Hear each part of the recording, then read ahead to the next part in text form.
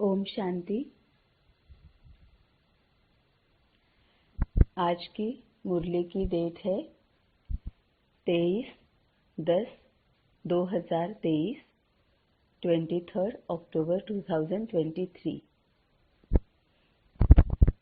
मीठे बच्चे, अब मनुष्यों द्वारा मिले हुए मंत्र जंत्र काम में नहीं आने हैं, इसलिए तुम सबसे अपना बुद्धि योग तोड़ एक बाप को याद करो। मीठे बच्चे, अब मनुष्यों द्वारा मिले हुए मंत्र जंत्र काम में नहीं आने हैं। अब यहाँ पर बाबा के कहने का मतलब ये है कि यहाँ पर अभी संगम युग पर जब बाबा आता है ना, तो समय रहते जो बाबा के बच्चे बाबा के पास आते हैं, वो और बाबा इनके बीच में जो खेल चलता है वही सब कुछ भक्ति मार्ग में गाया जाता है ना। मनुष्य द्वारा ये मंत्र जंत्र जो मिलते हैं वो भक्ति में मिलते हैं।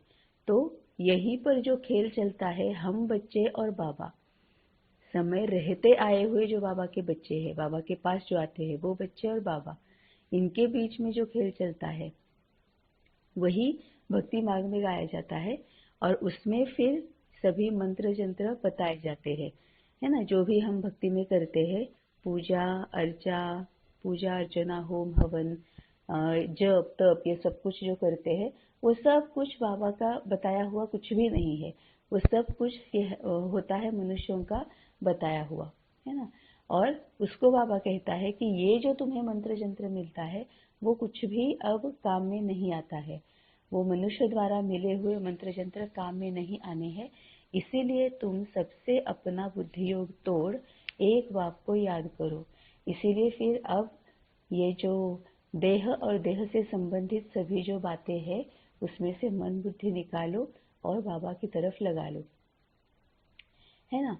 क्योंकि इसमें बाबा और भी एक बात बताना चाहता है कि ये जो मनुष्यों द्वारा मिले हुए मंत्र जंत्र है उसमें से हमें फायदा कुछ भी नहीं हुआ, है ना। हमें ऐसे लग रहा था कि हमें फायदा हो रहा है, लेकिन हमें फायदा कुछ भी नहीं हो रहा था।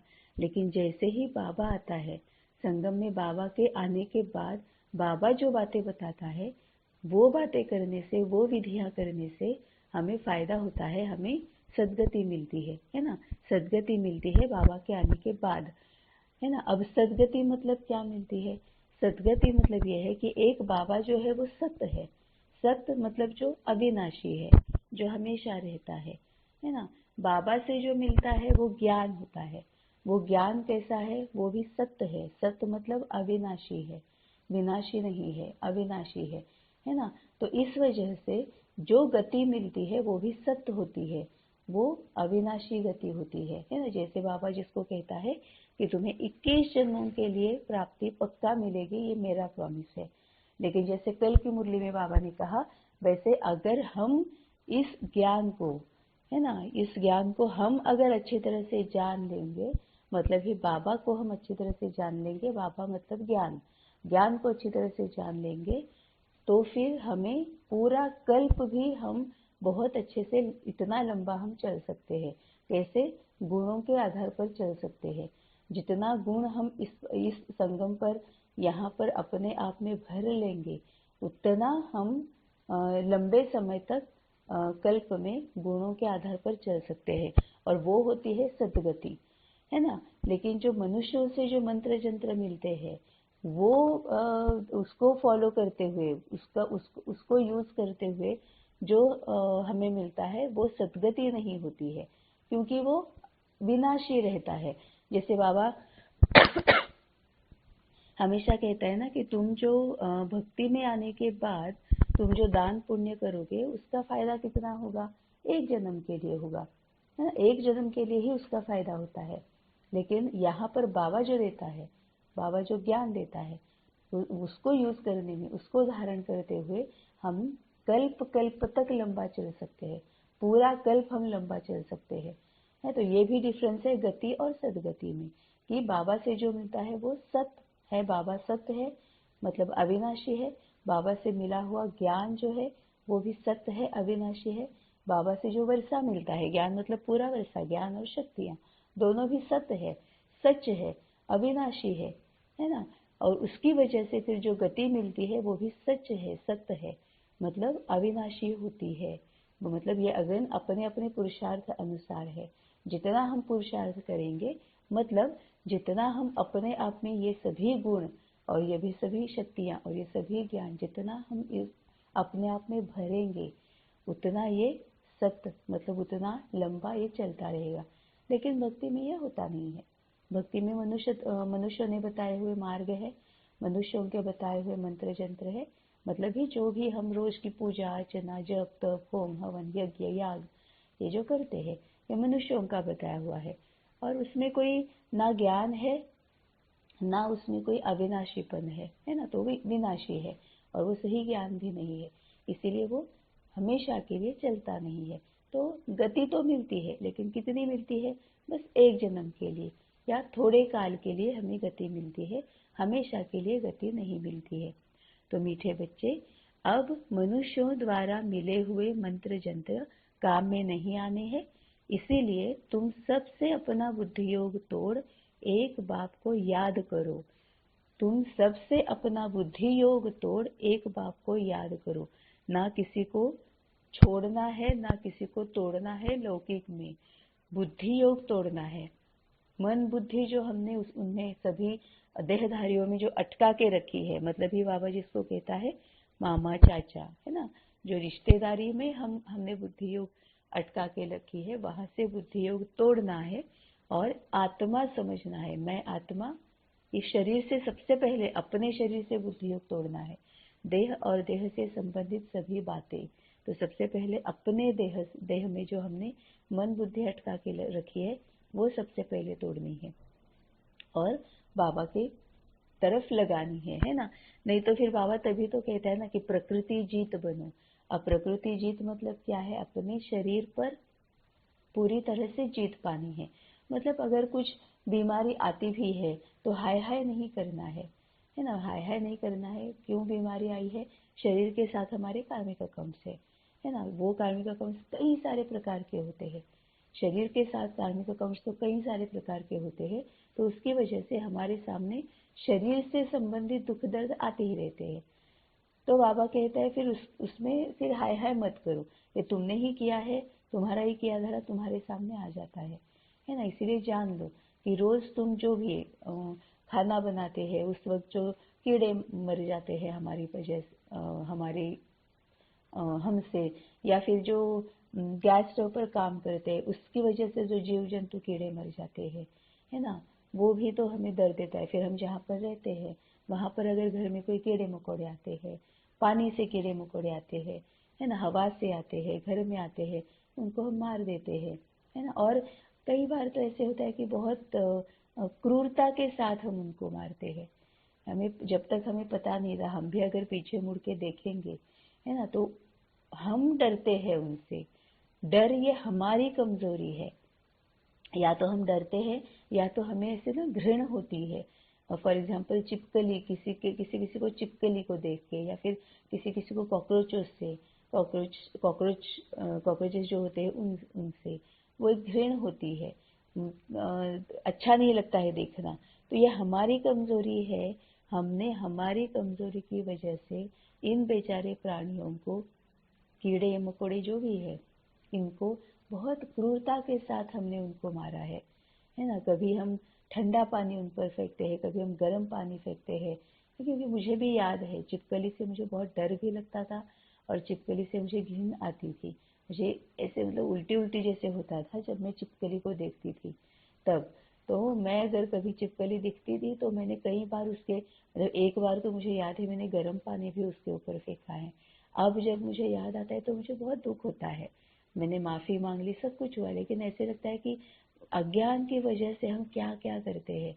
अज्ञानी होते हैं तो हम किसी को मतलब इंसान को हम इंसान नहीं समझते, इंसान को भी हम इतनी तकलीफ देते हैं, है ना, कि अभी भी हम बाहर देखते हैं ना, ये जो युद्ध चलता है या जो टेररिस्ट अटैक्स होते हैं, इंसान को भी मार देते हैं हम, उनको भी दुख होता है, वो भी हम समझ नहीं सकते हैं। तो ये कीड़े मकोड़े तो क्या है, इनको तो हमारे मतलब कभी ध्यान में भी नहीं आता है कि इनको भी दर्द होता होगा। कितनी सारी जो चींटियां होती है, छोटे छोटे कीड़े होते हैं, बस हम ऐसे उनको मार देते हैं, है ना। या फिर नॉनवेज खाने वाले जो होते हैं, है ना, तो ये सब शरीर के थ्रू फिर ये इनके परिणाम जो है, विकर्मों के परिणाम जो है, इन विकर्मों के परिणाम शरीर के थ्रू सामने आ जाते हैं। और फिर क्या होता है और भी कि शरीर को भी कभी कभी हम बहुत ज्यादा काम देते हैं, बहुत ज्यादा काम देते हैं, शरीर की कैपेसिटी के बाहर काम देते हैं। कभी कभी इतना आराम देते हैं जिसकी जरूरत नहीं होती है। बस कुछ कुछ ऐसे होते हैं कि बस आलस में ही रहना है, कुछ ऐसे होते हैं कि काम ही करते रहना है।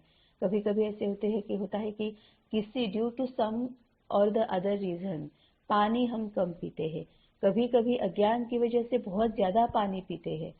ये सब कुछ हम शरीर के साथ बहुत ज्यादा ना एक ये कर रहे हैं, गलत बात करते हैं। पानी कम पीना ये भी गलत बात है। ट्रैवल करना है तो पानी कम पीना है, ऑफिस जाना है, ऑफिस जाने के लिए फिर वहां पर टॉयलेट या इसकी बहुत ज्यादा अच्छी ये नहीं होती है तो पानी कम पीना है। कभी कभी हम किसी से सुनते हैं कि दिन में इतना इतना पानी पीना ही चाहिए, वो पीते हैं, जो कि बहुत गलत बात है ना। जब शरीर मांग करता है, शरीर को पता होता है मुझे क्या चाहिए, है ना, खाना चाहिए, पीना चाहिए, क्या चाहिए, शरीर को पता होता है। लेकिन शरीर की तरफ हम ध्यान नहीं देते, शरीर की तरफ हम ये नहीं ध्यान देते कि इसको क्या चाहिए। हम कहीं से किसी को सुनते हैं और फिर 4-4 5-5 लीटर पानी जब नहीं चाहिए होता है, मन नहीं होता है, शरीर मांग नहीं कर रहा है, फिर भी हम पीते रहते हैं, है ना। तो फिर क्या होगा, किडनी पर प्रेशर तो आना ही आना है ना। ब्लैडर पर प्रेशर आता ही है, किडनी पर प्रेशर आता ही है। यहाँ तक कि उसकी वजह से जो ब्रेन में जो ये होते हैं टिश्यूज जो होते हैं और ये होता है, उन पर भी उसका बहुत ज्यादा गलत परिणाम होता है। लेकिन अज्ञान की वजह से हम इसको इस तरह से भी शरीर को बहुत ज्यादा तकलीफ देते हैं, है ना। टॉयलेट जो जाना होता है तब भी हम यही करते हैं। कई बार ऐसे होते हैं कि कुछ काम में बिजी होते हैं तो हम रोक लेते हैं, या फिर कभी कभी शरीर को इतना खाना खिलाते हैं, कभी कभी बिल्कुल नहीं खिलाते हैं। ये सभी बातें जो होती है वो अपने शरीर के साथ हम बहुत गलत करते रहते हैं, है ना। ये जबकि ये शरीर ही है जो हमें पूरा पूरा सहयोग देता है, लेकिन फिर भी हम उसकी तरफ ध्यान भी नहीं देते हैं, बहुत गलत भी नहीं करते हैं, गलत भी करते रहते हैं, है ना। और कभी से कभी इस इन वजह से, इन बातों की वजह से उसके परिणाम भी सामने आते हैं, इन विकर्मों की वजह से उसके परिणाम सामने आते हैं, फिर हाय हाय करते रहते हैं। तभी बाबा बोलता है कि देह और देह से संबंधित सभी बातों से मन बुद्धि निकालनी, मतलब सबसे पहले अपना देह जान लेना है कि इस देह की बहुत देखभाल करनी है, बहुत ज्यादा पैम्पर भी नहीं करना है, बहुत ज्यादा उसके साथ उसको तकलीफ भी नहीं देनी है ना। और अगर ये शरीर के बीमारी के थ्रू कोई परिणाम, उसके परिणाम जो सामने आते हैं, तो जान लेना है ये मेरा ही किया धरा हुआ है। तो फिर अब क्या, क्यों, दुख दर्द, है ना, इसके बारे में, इसमें नहीं अटकना है। अब जो किया है वो किया है, हम उसको बदल नहीं सकते, है ना। अब जो भी सामने आएगा उसको सबसे पहले एक्सेप्ट ही करना पड़ेगा, है ना। अगर एक्सेप्ट भी करते हैं, वैसे बाबा जैसे कहता है वैसे हम जब एक्सेप्ट भी करते हैं, मन की वो भी तैयारी दिखाते हैं, तो भी कई सारी बातें अपने आप वो निकल जाती है। सिर्फ एक एक्सेप्टेंस की वजह से कई सारे दुख दर्द अपने आप इतने माइल्ड हो जाते हैं। लेकिन जब एक्सेप्टेंस नहीं होता है तो दुख दर्द भी बहुत, हम और ज्यादा अटकते रहते हैं उसमें, है ना। तो जब बाबा कहता है कि देह और देह से संबंधित सभी बातों से बुद्धि योग तोड़कर एक बाप की तरफ लगा दो, तो देह मतलब अपने शरीर से फिर शुरू करना है ना। तो बाबा कहता है मीठे बच्चे, अब मनुष्यों द्वारा मिले हुए मंत्र जंत्र काम में नहीं आने हैं, इसीलिए तुम सबसे अपना बुद्धि योग तोड़ एक बाप को याद करो। प्रश्न है, भक्ति की कौन सी बात ज्ञान मार्ग में नहीं चल सकती है?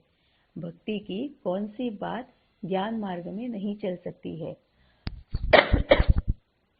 उत्तर है, भक्ति में भगवान से कृपा अथवा आशीर्वाद मांगते हैं। ज्ञान मार्ग में आशीर्वाद व कृपा की बात नहीं, यह पढ़ाई है। बाप टीचर बनकर तुमको पढ़ा रहे हैं। तकदीर का आधार पढ़ाई पर है।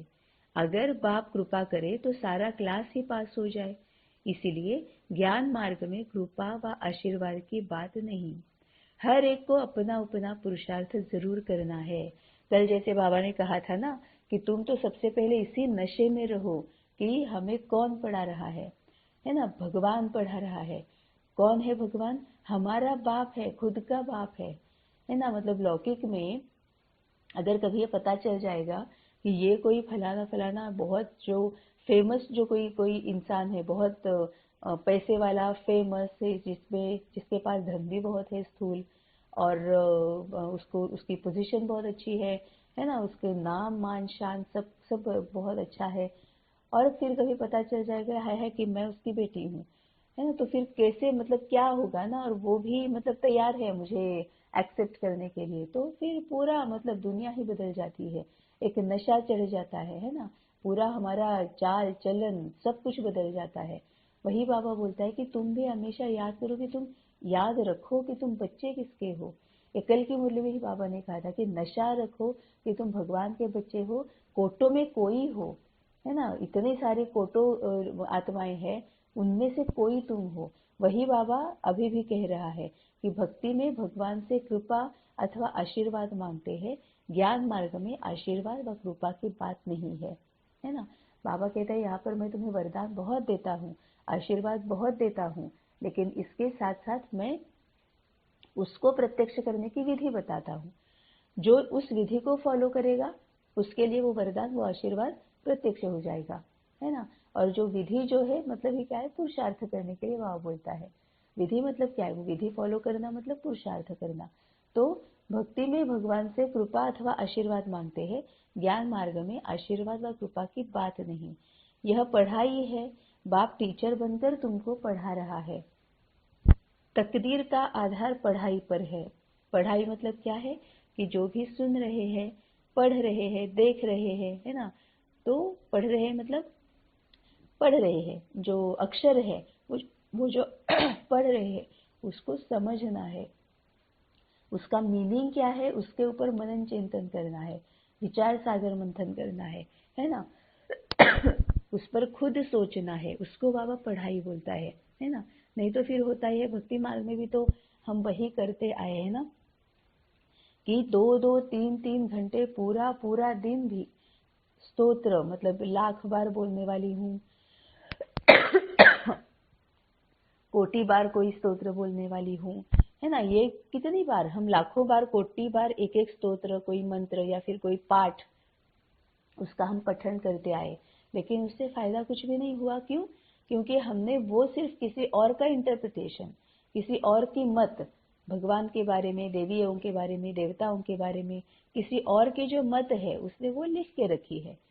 हमने ये सोचा ही नहीं ये किसी और की मत है। हमने ना उसका मीनिंग समझने की कोशिश की, ना उसके पीछे का जो लॉजिक है या भावार्थ है वो समझने की कोशिश की। बस हमने वो रटना शुरू कर दिया, और रटते रटते फिर हुआ ये कि पूरी जिंदगी की जिंदगी जन्म बाय जन्म चलते गए, लेकिन कोई भी फायदा नहीं हुआ, है ना। तभी बाबा कहता है कि यहाँ पर भी तुम सिर्फ पढ़ते ही रहोगे, कि फिर सुनते ही रहोगे, भले भले बाबा का ज्ञान है लेकिन वो सुनते ही रहोगे, या सिर्फ मुरली आज का टिक मार पढ़ ली ऐसे करते रहोगे, तो फिर उसका फायदा नहीं होगा। तुम्हें पढ़ाई करनी है। पढ़ाई और पढ़ना, इसमें जमीन आसमान का अंतर है। मुरली पढ़ना इसका मतलब मुरली की पढ़ाई नहीं होता है ना। मुरली पढ़ना अलग बात है। जब हम मुरली पढ़ते पढ़ते उसके ऊपर विचार सागर मंथन करते हैं, एक एक वर्ड को बाबा क्या कहना चाहता है वो बाबा से पूछकर उसका मतलब समझ लेते हैं, है ना। अब क्या होता है इसमें, बहुत टाइम के लिए हम जब जिस पॉइंट पर सोचते हैं वो जाता है सबकॉन्शियस माइंड में, और फिर वो नेचुरल नेचर बनने में बहुत आसानी होती है ना। फिर वो याद भी आने लगता है, हमारे चाल चलन से, सूरत सीरत से पूरा वो दिखना शुरू हो जाता है ना। क्यों? क्योंकि वो सबकॉन्शियस माइंड तक मतलब चित्त तक चला जाता है। मन बुद्धि से ममत्व, या फिर जो बाबा बोलता है ना मन मनाभव, ये जो मन है ये चित्त जो है, चित्त तक जब जाता है, और 10 या 15 मिनट से ज्यादा, साइकोलॉजिकली दिस इज प्रूवन, बाबा की मुरली मतलब साइकोलॉजी और लॉजिक ही है। तो जो बात जिस पॉइंट पर हम 15 मिनट से ज्यादा टाइम के लिए सोचते हैं वो सब कॉन्शियस माइंड में चला जाता है, है ना। तभी कहा जाता है कि किसी के बारे प्रति अगर हम बहुत ज्यादा गुस्सा भी कर रहे हैं, या हम घर पे, है ना, बीइंग पेरेंट्स या बीइंग अ मदर और बीइंग अ फादर, या फिर एक दूसरे के हस्बैंड वाइफ भी, किसी को अगर कुछ बताना भी है ना, तो गुस्से से नहीं बताना है, क्रोध से नहीं बताना है।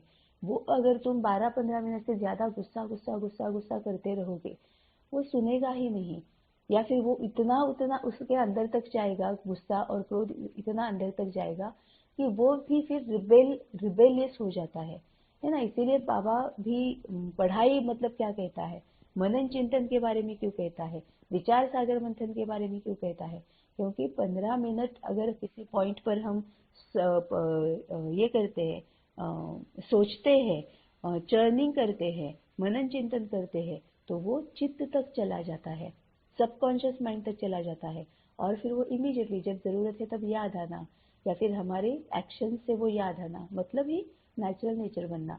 अब वाचा से और कर्मणा से कब बाहर आएगा, जब वो मन में होगा, है ना। जब तक हम सोचते नहीं है तब तक वाचा में या कर्मणा में वो आता नहीं है, और जितना हम सोचेंगे उतना वो बुद्धि में रजिस्टर होता जाएगा, और फिर वाचा और कर्मणा से आना मतलब ही नेचुरल नेचर बनना आसान हो जाता है ना। तभी बाबा बोलता है कि सिर्फ पढ़ो मत, पढ़ाई करो, है ना। तो यह पढ़ाई है। हर मुरली में बाबा कुछ कुछ वर्ड्स ऐसे हैं कि मन बुद्धि बाबा की तरफ लगाना, पढ़ाई करना, है ना। कुछ कुछ ऐसे वर्ड्स है बाबा रोज की मुरली में, तुम्हारा पद भ्रष्ट हो जाएगा, या फिर पद किस तरह से पाओगे, तीव्र पुरुषार्थ, पुरुषार्थ, गति सदगति, है ना। ये बाबा वर्ड्स हर एक मुरली में यूज करता है।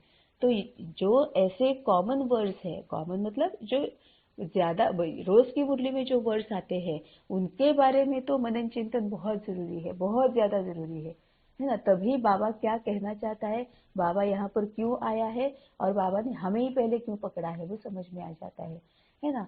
तो यह पढ़ाई है, बाप टीचर बनकर तुमको पढ़ा रहा है, मतलब बाबा ने कहने का काम बाबा कर रहा है, उसके ऊपर विचार सागर मंथन करना, मनन चिंतन करना, ये पढ़ाई करना, ये तुम्हारा काम है ना। ये बाबा का कहना है। तकदीर का आधार पढ़ाई पर है। अब तकदीर मतलब क्या है, तकदीर मतलब कहीं बाहर नहीं है, बाबा भाग्य विधाता है। बाबा हमारे भाग्य को बनाने की विधि बताता है, वो बताता है मुरली से, मुरली में देता है पॉइंट्स, फिर कहता है पढ़ाई करो, है ना। तो मन बुद्धि जब तक हम उसमें नहीं डालेंगे, खुद नहीं सोचेंगे, तब तक हमारी तकदीर बन नहीं सकती है। क्योंकि ये सोचना जो है, विचार सागर मंथन करना जो है, बाबा के साथ बात करना जो है, सभी ये जो हमारे आसपास या फिर जो ऐसे हैं जो बाबा के बच्चे बने हुए हैं, मतलब बाबा को जिन्होंने पहचाना हुआ है, उनके साथ जब तक हम डिस्कशन नहीं करते हैं, और हमने जो समझा है उस पॉइंट को रखना भी तो आना चाहिए ना। अगर हमने जो समझा है उस पॉइंट को हम रख नहीं पाएंगे, अच्छी तरह से एक्सप्लेन नहीं कर पाएंगे, तो लीडरशिप की कला कैसे आएगी।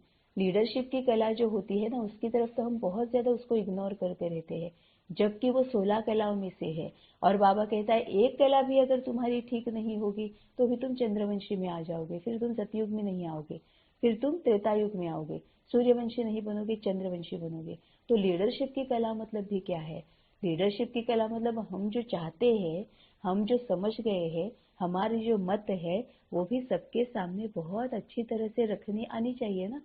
अब ये कब आएगी, जब वो हमें पहले पता होगा। हमें कब पता होगा, जब हमने उस पर सोचा होगा, हमने उसके बारे में डिस्कशन किया होगा, सोचा होगा, खुद मनन चिंतन किया होगा, तभी तो वो हमें क्लैरिटी होगी, तभी हम सबके सामने वो अच्छी तरह से बात रख पाएंगे। This is also one of the important factors, है ना, कि वो जो लीडरशिप के लिए जरूरी है ना। इम्पोर्टेंट फैक्टर्स में से एक है कि अपनी बात रखना आनी चाहिए, है ना। तो सोचेंगे नहीं, विचार सागर मंथन करेंगे नहीं, तो कॉन्फिडेंस नहीं आता है ना, तो फिर हम सबके सामने वो रख नहीं पाते हैं। अब ये क्यों जरूरी है, बाबा क्यों कहता है एक 16 कलाएं इतनी इंपॉर्टेंट है, ये बाबा क्यों कहता है, क्योंकि अभी हमारे सामने कई सारी ऐसी आत्माएं आने वाली है, जिनके सामने हमें बाबा का ज्ञान रखना आना ही आना चाहिए, है ना। क्योंकि कई सारी ऐसी आत्माओं को हमने बाबा के मार्ग से भटकाया हुआ है। अब उनको बाबा का ज्ञान देकर हमें उनको मार्ग पर लाना भी है, क्योंकि ये हमने विकर्म किए हुए हैं, हमसे ये गलती हुई है, वो सामने आने वाले ही है। तभी तो बाबा कहता है ना कि तुम समझो, तभी तो औरों को समझा सकते हो। बाबा इसको सेवा बोलता है ना। बाबा शुगर कोटेड ही सभी बातें बाबा बहुत प्यार से बोलता है ना। तो बाबा सेवा बोलता है। सेवा मतलब बाबा कहता है फिर तुम्हारा जमा का खाता जमा होता जाएगा, लेकिन उसके पहले हमारे कार्मिक अकाउंट्स खत्म होते हैं। तो कार्मिक अकाउंट्स जब खत्म होते हैं उसके बाद सेवा शुरू होती है। कब कार्मिक अकाउंट्स खत्म हो रहे हैं, कब सेवा शुरू हो रही है, हमें भी पता नहीं है ना। वो बाबा ने कभी मतलब बाबा ने बताया भी होगा तो भी हमें पक्का पता नहीं होता है कि कब कार्मिक अकाउंट्स खत्म हुए, कभी कब सेवा शुरू हो गई, है ना। तभी बाबा बोलता है कि तुम पढ़ाई करो, पढ़ाई करोगे तभी तुम समझोगे, तभी और उनको समझा पाओगे, तभी हमारे अपने अपने कार्मिक अकाउंट्स खत्म कर पाओगे, तभी उसके बाद सेवा शुरू हो जाएगी, तब जमा का खाता शुरू हो जाएगा, फिर आगे आगे आगे की बातें, है ना। तभी बाबा कहता है कि यह पढ़ाई है, बाप टीचर बनकर तुमको पढ़ा रहे हैं। तकदीर का आधार पढ़ाई पर है, भाग्य का आधार पढ़ाई पर है। अगर बाप कृपा करे तो सारा क्लास ही पास हो जाए, है ना। बाबा है ना वो। लौकिक में भी अगर सपोज किसी को 3 बच्चे हैं या 2 बच्चे हैं तो वो उसमें मतलब ये डिस्क्रिमिनेशन नहीं होता है ना, बायसनेस उसमें नहीं होता है, अनबायस्ड रहते हैं ना माता पिता कि इसी को अच्छा अच्छा खाना खिलाया, दूसरे को भूखा रखा, है ना। ऐसे नहीं होता है। इसको एक को अच्छे अच्छे अच्छे कपड़े दिलाए, दूसरे को बस इसके वाले उसको दे दिए कि तू ये यूज कर, ऐसे कभी नहीं होता है। तो हम इतने सामान्य है, इतने पतित है, इतने विकारी है, इतने ऑर्डिनरी देहधारी होते हुए भी अगर हम हमारे ही 2 बच्चों में ये नहीं कर सकते, फर्क नहीं कर सकते, फर्क मतलब एक को कम एक को ज्यादा नहीं कर सकते, है ना, डिस्क्रिमिनेशन नहीं कर सकते, तो बाबा तो भगवान है। बाबा बाबा कैसे ये कर सकता है, एक को कम एक को ज्यादा कर ही नहीं सकता। जैसे कल की मुरली में ही बाबा ने एकदम क्लैरिटी दी थी कि सबके लिए मुरली सेम है, सबके लिए ज्ञान सेम है। अभी अभी जन्मा हुआ, लौकिक में भी अभी अभी जन्मा बच्चा हो या बहुत वयस्कर कोई, बहुत एजड कोई आत्मा हो, मतलब इंसान हो, या बाबा के पास अभी अभी आया हुआ हो या पहले से आया हुआ हो, मुरली एक ही चलती है। और सिवाय मुरली के बाबा जो कुछ भी पर्सनल टचिंग देता है वो भी सेम होता है, एक को अलग दूसरे को अलग ये कभी नहीं होता है ना। तो बाबा कहता है कि अगर मैं आशीर्वाद देकर सबको अगर ये करना शुरू कर दूं तो इतने जो 800 850 900 करोड़ जो है सभी मेरे ही तो बच्चे हैं, है ना। तो फिर क्या है, ये पूरा क्लास जो है 900 करोड़ का, अराउंड 900 करोड़ का पूरा का पूरा पास हो जाएगा। फिर बाबा कहता है कि फिर जो सतयुग मतलब जो पुरुषार्थ करने वाली जो आत्माएं हैं, जो मेरे मातेले बच्चे हैं, मातेले मतलब जो श्रीमत पर चलते हैं, मातेले मतलब जो बाबा ने कहा और हमने किया, हाँ जी हाँ जी हाँ जी का पाठ जो पढ़ते हैं, जो बाबा को समझ लेते हैं, बाबा के कहने का भाव समझकर फिर बाबा ने जो बताया हुआ मार्ग है उसी पर चलते हैं। एक भी कदम ऐसा नहीं उठाते हैं जो बाबा को पूछे बगैर हो, मन मत या परमत को बिल्कुल भी नहीं यूज करते हैं, सिर्फ श्रीमत को ही यूज करते हैं। वो मातेले बच्चे हैं। सौतेले मतलब, और मातेले बच्चे मतलब क्या है, जो दिल के स्नेही है, जो मन से बाबा को प्यार करते हैं, है ना, वो मातेले बच्चे हैं। और सौतेले मतलब क्या है कि जो दिमाग के स्नेही है, जब प्रॉब्लम अपने सामने प्रॉब्लम आती है तब बाबा याद आता है, हाय बाबा मुझे ये हो रहा है, बाबा मेरे सामने ये है, अब इसमें से बाहर कैसे निकलूं। इतना करते हुए भी उनके ही सामने मतलब हमारे ही सामने प्रॉब्लम्स होती है, जब प्रॉब्लम्स होती है तभी बाबा को याद करते हैं। उतना करते हुए भी बाबा की बात मानते नहीं है। मतलब प्रॉब्लम है, बाबा फिर भी हाजिरा हुजूर, बेचारा वो तो निरहंकारी है। तो जब हम प्रॉब्लम्स में होते हैं तब भी बाबा के, तभी ही सिर्फ बाबा के पास जाते हैं, तो भी बाबा हमें पूरा ये बताता है कैसे करना चाहिए, क्या करना चाहिए, कब करना चाहिए, सब कुछ बताता है। लेकिन हम ऐसे होते हैं कि वो भी नहीं मानते हैं, मतलब प्रॉब्लम में है फिर भी थोड़ी बात मानेंगे थोड़ी नहीं मानेंगे। जो हमारे हिसाब से जो हमें अच्छा लगता है, जहाँ हम कंफर्टेबल फील करते हैं, जहाँ हमारे लिए जो हमारे लिए कन्वीनियंट है उतना ही मानते हैं। फॉर एग्जाम्पल, गृहस्थ में रहते पवित्र बनो ये तो एकदम बेस्ट एग्जाम्पल है। गृहस्थ में रहकर पवित्र बनो, है ना। एक दूसरे के साथ रहकर भाई बहन बनो, है ना। पति पत्नी होते हुए भी भाई बहन बनो। एक बात हमने मान ली, है ना, कि जो भी है पवित्रता जो हमने समझ ली, जो हमें चाहिए थी वो हमने मान ली। भाई बहन बनो ये हमने माना ही ना, नहीं नहीं, क्योंकि इतना सोचे क्यों, फिर उसमें पुरुषार्थ आ जाता है ना, स्टेप बाय स्टेप जाना पड़ता है ना उसमें।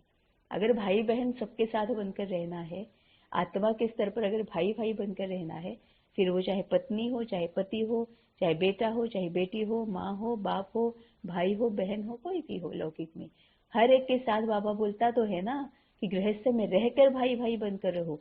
इसका मतलब यह है कि mother in law, father in law, sister in law, brother in law, को सिस्टर्स, सबके साथ फिर हमें भाई भाई बनकर रहना है।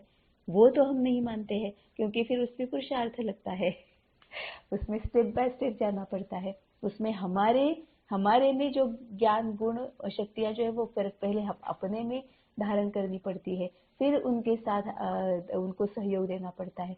ये सब पुरुषार्थ होता है ना, तो फिर वहां पर हम इग्नोर करते हैं, है ना। तभी ये होता है कि मतलब जो मानना है हमारे ऊपर है उतना ही हम मानते हैं। तभी बाबा कहता है कि अगर, मैं भूल गई मैं क्यों ये बता रही थी, अगर बाप कृपा करे तो सारा क्लास ही पास हो जाए, इसीलिए ज्ञान मार्ग में कृपा व आशीर्वाद की बात नहीं है। तभी बाबा बोलता है कि ये कृपा व आशीर्वाद की बात नहीं है, समझ लो मैं क्या कहना चाहता हूँ, जो मैं आशीर्वाद देता हूँ, क्योंकि बाबा का एक एक छोटा सा छोटा वाक्य भी, बाबा का एक एक वर्ड भी आशीर्वाद है, वरदान है। तो उसको समझ लेंगे, उसको धारण करेंगे। धारण कैसे होगा? मनन चिंतन से, पढ़ाई से। वो अगर हम करेंगे तो फिर वो आशीर्वाद, वो वरदान हमारे लिए प्रत्यक्ष हो जाएगा, मतलब ही वो हमारे लिए हमारा नेचुरल नेचर बन जाएगा।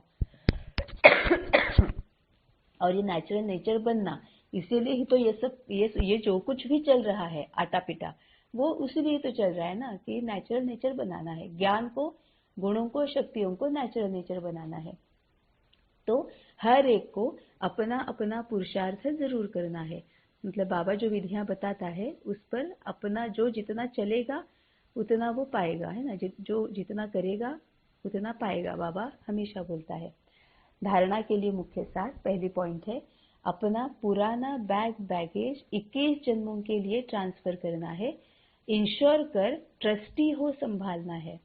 अपना पुराना बैगेज 21 जन्मों के लिए ट्रांसफर करना है, इंश्योर कर ट्रस्टी हो संभालना है ना। मतलब जो कुछ भी पुराना, पुराना मतलब क्या है कि जो विनाशी है, यहाँ पर हमने लौकिक में जो कुछ भी जमा करके रखा है, इकट्ठा करके रखा है, उसको बाबा कहता है वो ट्रांसफर कर देना है, 21 जन्मों के लिए ट्रांसफर कर देना है, और इंश्योर करके ट्रस्टी होकर संभालना है ना। मतलब बाबा को पूछ पूछ करके संभालना है, बाबा को पूछ पूछ करके यूज करना है। अब ये शुरुआत कहाँ से होती है? हमारे विकारों से, गुणों से, अवगुणों से, सॉरी गुणों से नहीं, अवगुणों से, विकारों से, और कमियों से, कमजोरियों से, है ना। वो भी बाबा बोलता है कि मुझे दे दो, है ना। तो वो भी बाबा को देना है, और वो भी ट्रस्टी होकर यूज करना है। मतलब अगर क्रोध यूज करना है, बाबा को पूछना है कि बाबा क्रोध यूज कर सकती हूँ, बाबा जलन की भावना यूज कर सकती हूँ। ट्रस्टी होकर संभालना मतलब जिसका है उसकी परमिशन बगैर हम संभाल नहीं सकते, है ना। मतलब जिसको हमने दिया हुआ है, बाबा वो भी कहता है ना कि एक बार तुमने दान कर दिया फिर तुम्हारा हक खत्म हो जाता है। स्थूल में भी तो हम ऐसे ही करते हैं ना कि दान दे दिया तो दे दिया, और अगर दान देने के बाद भी अगर हम उसको देख रहे कि ये कैसे यूज कर रहा है या नहीं कर रहा है, कहाँ तक यूज कर रहा है, या और किसी को दे रहा है, तो हमने वो दान दिया ही नहीं है। मतलब उसके ऊपर अभी भी उसमें ही हमारी मन बुद्धि अटकी हुई है। तो उससे जो थोड़ा बहुत एक जन्म के लिए, या फिर बहुत शॉर्ट टाइम ऑफ पीरियड के लिए, या फिर थोड़े से काल के लिए भी जो फायदा होने वाला होगा वो भी नहीं होगा फिर, है ना। तो यहाँ पर बाबा बोलता है कि तुम अपने विकारों को भी मुझे दान दे दो, है ना। तो एक बार उसको दे दिया तो वो उसका बन गया। तो जो भी विकार है, कमियां है, कमी कमजोरियां है, अवगुण है, और स्थूल में जो हमने जो कुछ भी इकट्ठा किया है ना। अब ये जो हमारे आसपास जो लोग हैं, मतलब जो जिनके साथ हम रहते हैं, वो भी तो हमने जमा किए हुए ही तो है ना, हमने इकट्ठा किए हुए ही तो है ना, क्योंकि कार्मिक अकाउंट्स की वजह से वो हमने जमा किए हैं, है ना। हमारे माँ बाप, बस हम बोलते क्या है, हमारे हाथ में, भक्ति मार्ग में कहा जाता है ना कि हमारे हाथ में थोड़ी होता है कि किस माँ बाप के यहाँ पर जन्म लेना है, हाँ हमारे ही हाथ में है वो, है ना। या फिर भक्ति मार्ग में कहा जाता है कि हमारे हाथ में थोड़ी होता है कि भाई बहन कौन होंगे, हाँ हमारे ही हाथ में है। जिस जिस तरह के कार्मिक अकाउंट्स हम करेंगे उसके अकॉर्डिंगली ही तो ये सभी रिलेटिव्स हमारे पास आएंगे। तो हमने ही ये हमारे कर्मों के थ्रू हमने ही तो इनको जमा कर दिया है हमारे आसपास, है ना। चाहे युगल है, चाहे बच्चे है, चाहे इनलॉज है, इनलॉज भी तो हमने ही तो जमा किए हैं। अब क्रोध करके या फिर माँ बाप है, भाई बहन है, अब गुस्सा करके क्या होगा, हमने ही तो जमा किया हुआ है। तो हमारे विकार भी हमने ही जमा किए हैं, कमी कमजोरियां अवगुण हमने ही जमा किए हैं। वैसे ही ये जो शरीर है हमारा ही जमा किया हुआ है ना। हमारे कर्मों के आधार पर ही तो शरीर हमें मिला है ना, जैसा भी मिला है हमने ही जमा किया हुआ है। हम जिनके साथ रह रहे हैं वो हमने जमा किए हुए हैं। जिनके साथ हम इंटरेक्शन में आएंगे, कोई भी ऐसा नहीं होगा जिसके साथ हमारा कार्मिक अकाउंट नहीं है और हम इंटरेक्शन में आ रहे हैं, है ना। पहले जब हम इंटरेक्शन में आते हैं तो पक्का कार्मिक अकाउंट है, इस वजह से ही आते हैं। तो ये जहाँ यहाँ जो कुछ भी है वो हमने ही जमा किया हुआ है ना। तो बाबा कहता है कि ये सभी पुराना जो तुमने जमा किया हुआ है 21 जन्मों के लिए मुझे ट्रांसफर कर दो, है ना। अब ट्रस्टी होकर संभालो, मतलब एक बार बाबा को दे दिया तो बाबा का हो गया। अब विकारों को, कमी कमजोरियों को, डरना भी है तो भी बाबा को पूछ कर डरना है। बाबा बहुत डर लग रहा है, सामने छिपकली आई है, हमें इमीडिएटली समझ में आ जाता है कि डर ही चला गया। मतलब अब तो ये होता है कि मैं किसी के भी घर में जाऊं, कहीं पर भी जाऊं, है ना, कोई भी छिपकली से मुझे इतना डर लगता था, इतना डर लगता था, अब ऐसे नहीं होता है। मैं आराम से उसको बाहर धीरे धीरे धीरे धीरे करके मैं उसको बाहर निकाल देती हूँ, है ना। तो अपना पुराना बैगेज 21 जन्मों के लिए है, ट्रांसफर करना है, इंश्योर कर ट्रस्टी हो संभालना है। इसको ही बाबा क्या कहता है, हर क्षण हर समय हर संकल्प बाबा को पूछ कर ही कदम उठाना है ना। दूसरी पॉइंट है, निश्चय बुद्धि बन पढ़ाई करनी है, गरीबों को ज्ञान दान देना है, भारत को पवित्र बनाने की सच्ची रूहानी सेवा करनी है। निश्चय बुद्धि बन पढ़ाई करनी है ना। मतलब बाबा कहता है कि अब पढ़ाई तो करो, पढ़ाई करनी है मतलब क्या है बाबा ने बता दिया। पढ़ना, मुरली पढ़ना और मुरली की पढ़ाई करना, इसमें क्या अंतर है वो बाबा ने बता दिया। अब बाबा कहता है कि निश्चय बुद्धि बन पढ़ाई करो, मतलब पूरा पूरा बाबा पर निश्चय रखो, है ना। सिर्फ आर्ग्यूमेंट्स देहधारियों के साथ नहीं करनी है। हो भी सकता है, बाबा ये कभी नहीं कहता है कि तुम्हारी बुद्धि यूज मत करो, बिल्कुल तुम्हारी बुद्धि यूज करो, तभी तुम्हें बुद्धि मिली हुई है ना। बाबा हमें कहता है कि बुद्धि का यूज करना है ना, लेकिन वो कहाँ पर करना है।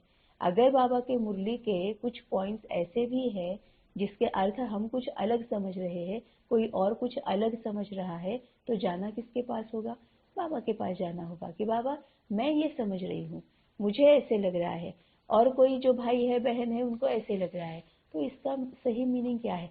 हमारी बातें जो हमने, बाबा की बातें जो हमने समझी है वो किसी और पर थोपना नहीं है ना। बस हमने अपना मत जो है वो दे दिया, मैटर एंड्स देयर, है ना। बाबा बाबा भी तो वही करता है, थोपता थोड़ी ही है कि हाँ ये तुम्हें बंद करना ही है। बाबा कोई जोर जबरदस्ती नहीं करता है, बाबा रोज बताता रहेगा, रोज बताता रहेगा, तुम्हें सुनना है सुनो, नहीं सुनना है मत सुनो, है ना। ऐसे थोड़ी है कि बाबा हरे के कान में आकर मुरली पढ़ता है, नहीं। मुरली मैंने बता के रखी है, तुम्हारे सामने है, तुम तक कैसे इजीली पहुंचेगी, आसान से आसान तरीके से तुम तक कैसे पहुंचेगी वो भी मैंने देख लिया है, वो भी मैंने कर लिया है। बस एक बटन के अंतर पर मुरली तुम्हारे सामने है।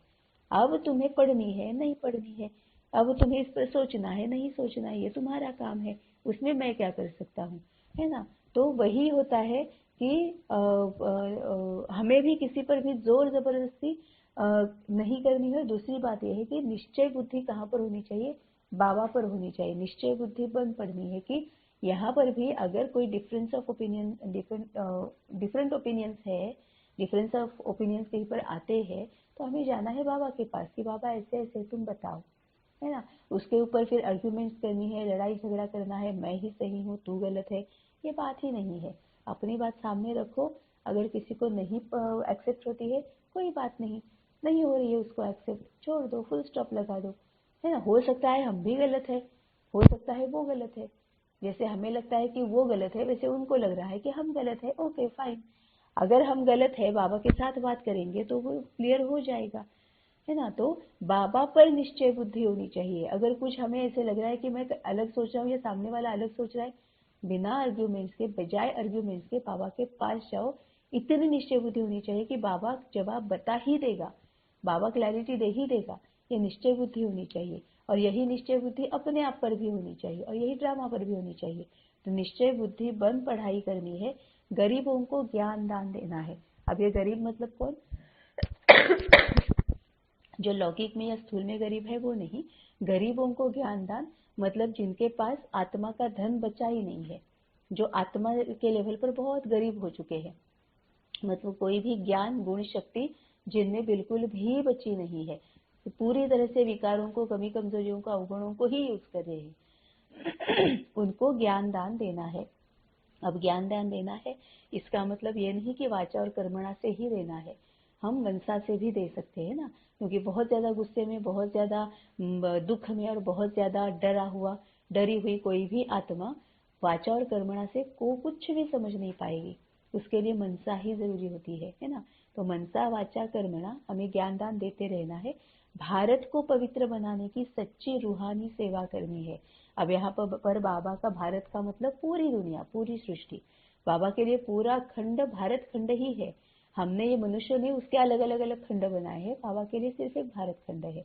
तो भारत को पवित्र बनाने की मतलब पूरी सृष्टि को पवित्र बनाने की सच्ची रूहानी सेवा करनी है, रूहानी सेवा करनी है ना, मनसा सेवा करनी है। वरदान है मनसा सेवा भी, रूहानी सेवा मतलब एक तो ये भी हो गया कि मनसा सेवा। मनसा सेवा मतलब ही क्या? आत्मा परमात्मा के साथ जुड़कर बाकी आत्माओं के साथ बात कर रही है ना, ये हो गई रूहानी सेवा। हाँ, आत्मा परम आत्मा से जुड़कर, परम आत्मा से कनेक्ट रहकर बाकी आत्माओं के साथ बात कर रही है ना, समझा रही है, उन तक पहुंचा रही है बाबा का मैसेज, है ना। तो निश्चय बुद्धिबंद पढ़ाई करनी है, गरीबों को ज्ञान दान देना है, भारत को पवित्र बनाने की सच्ची रूहानी सेवा करनी है। वरदान है अपने हर कर्म और बोल द्वारा चलते फिरते हर आत्मा को शिक्षा देने वाले मास्टर शिक्षक भव। ऊपर बाबा ने रूहानी सेवा कहा, अब बाबा ये भी बोल रहा है कि कर्म और बोल द्वारा कैसे करना है ना। तो मनसा वाचा कर्मणा, अपने हर कर्म और बोल द्वारा चलते फिरते हर आत्मा को शिक्षा देने वाले मास्टर शिक्षक भव। अब ये जब वरदान जब हम बाबा का पढ़ते हैं तो क्या क्या याद आता है? कई कई सारे वर्ड्स याद आते हैं ना, चाल चलन, सूरत सीरत, मीठा बोलना, और ये जो बाबा बोलता है कि आंखों से, है ना, रहमदिल आंखें, रहमदिल बनना, कितनी सारे वर्ड्स याद आ जाते हैं।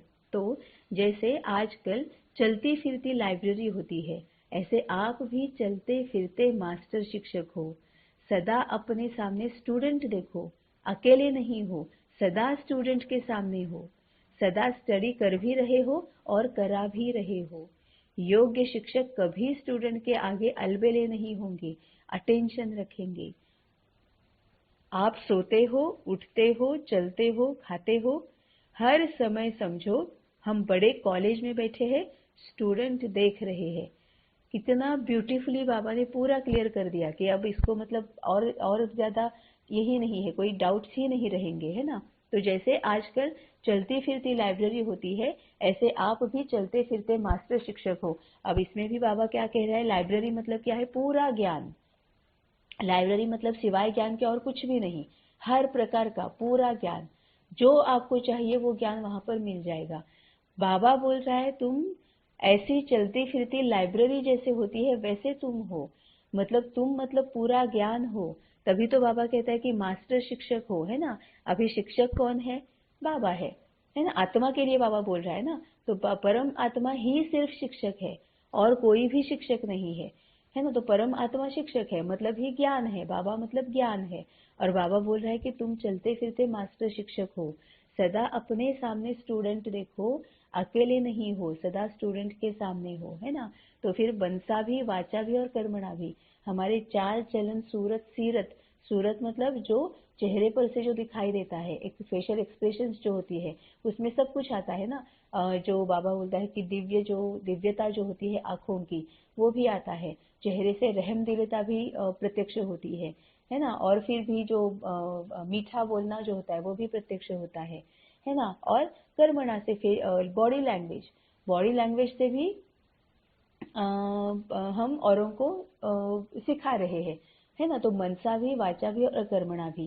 तो सदा अपने सामने स्टूडेंट देखो। अब इसमें और भी क्या क्या आ गया, परखने की शक्ति आ गई, एक्सेप्टेंस आ गया, लेट गो आ गया, है ना। अगर किसी के विकारों तक ही उसको परखना है, उससे ज्यादा अगर वहां पर मन बुद्धि जा रही है तो लेट गो करना है, छोड़ देना, इग्नोर करना है, और ज्यादा मुझे सोचना नहीं है। उसके विकार समझ लिए, काफी हो गया। फिर मनसा, वाचा, कर्मणा, जरूरत के अनुसार, है ना। तो सदा अपने सामने स्टूडेंट देखो, अकेले नहीं हो, सदा स्टूडेंट के सामने हो। अब इसमें और भी एक बाबा बता रहा है कि जो तुम करोगे कोई ना कोई देखकर तुम्हें फॉलो करेगा ही करेगा, है ना। अब अगर तुम गलत कुछ करोगे और अगर तुम्हें देखकर कोई गलत रीति, गलत रास्ते पर आएगा, गलत तुम्हारी गलती भी कोई फॉलो करेगा, तो उसके निमित्त कौन बना, तुम बने। कार्मिक अकाउंट वो निगेटिव बन गया, गलत कार्मिक अकाउंट बन गया, वही तुम्हारे सामने आने वाला है आगे, क्योंकि तुमने उसको भटका दिया। तुम खुद गलत रास्ते पर चले गए, मनसा हो या वाचा हो या कर्मणा हो, तुम गलत रास्ते पर चले गए कि कोई और तुम्हें देखकर उसी रास्ते पर चलना शुरू कर दिया उसने।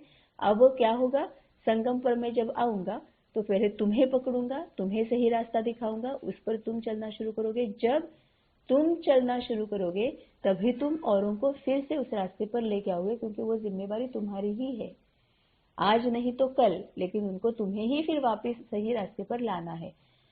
तो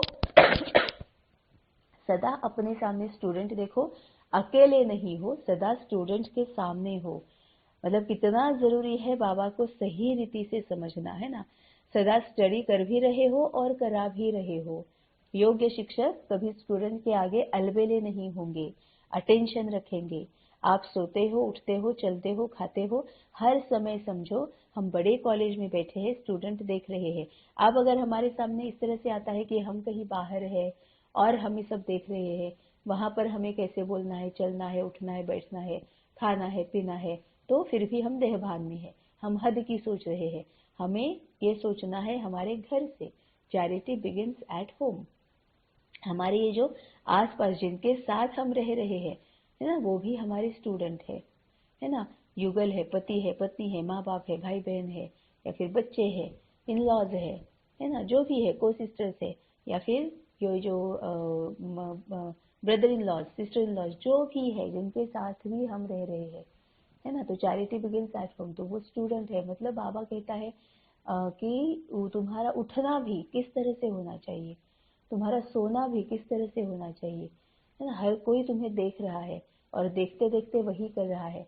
तुम अगर जब सोने जाओगे तो तुम अगर वहां वहीं पर बैठ के, कोई बात नहीं, वहीं पर बैठ के अगर तुम अच्छे से बैठे हो, शांति से बैठे हो, मन में पता चल रहा है कि बाबा के साथ बात कर रहे हो, है ना। पूछेंगे अगर बच्चे या युगल कहीं हो गए तो पूछेंगे ना, क्या कर रही हो, क्या कर रहे हो, पापा क्या कर रहे हो, मम्मा क्या कर रही हो, पूछेंगे, है ना। तो फिर बता सकते हैं, बताएंगे।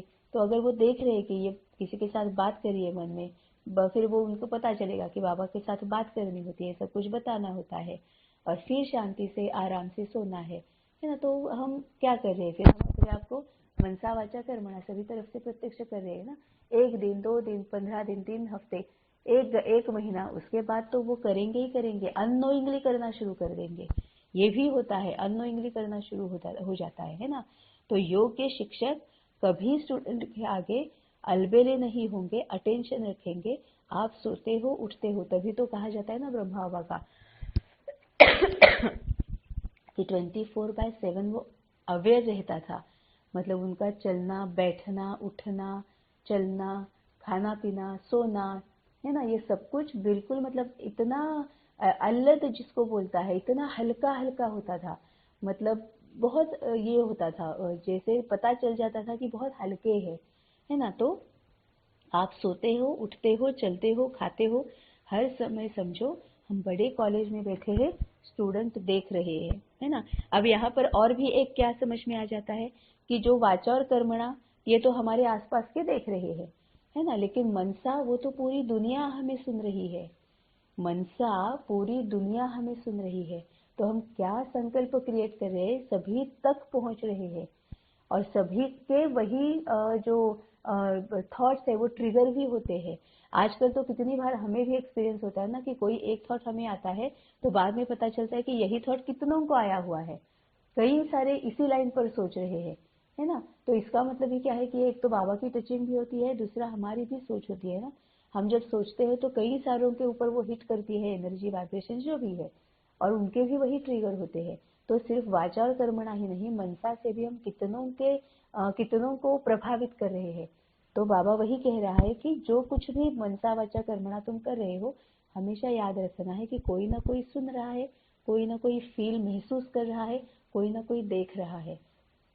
और तुम्हें देख के, सुन के या महसूस करके कोई उस रास्ते पर चला गया, और अगर वो गलत रास्ता है तो तुमने फिर वहां पर कार्मिक अकाउंट ऐसा क्रिएट किया कि उसको फिर से सही रास्ते पर लाना तुम्हारी ही जिम्मेवारी होगी। तो आप सोते हो, उठते हो, चलते हो, खाते हो, हर समय समझो हम बड़े कॉलेज में बैठे हैं, स्टूडेंट देख रहे हैं। स्लोगन है, आत्मनिश्चय से अपने संस्कारों को संपूर्ण पावन बनाना ही श्रेष्ठ योग है ना। अब बाबा जो बोलता है कि निश्चय किस पर होना चाहिए, ड्रामा पर, अपने ऊपर और बाबा पर।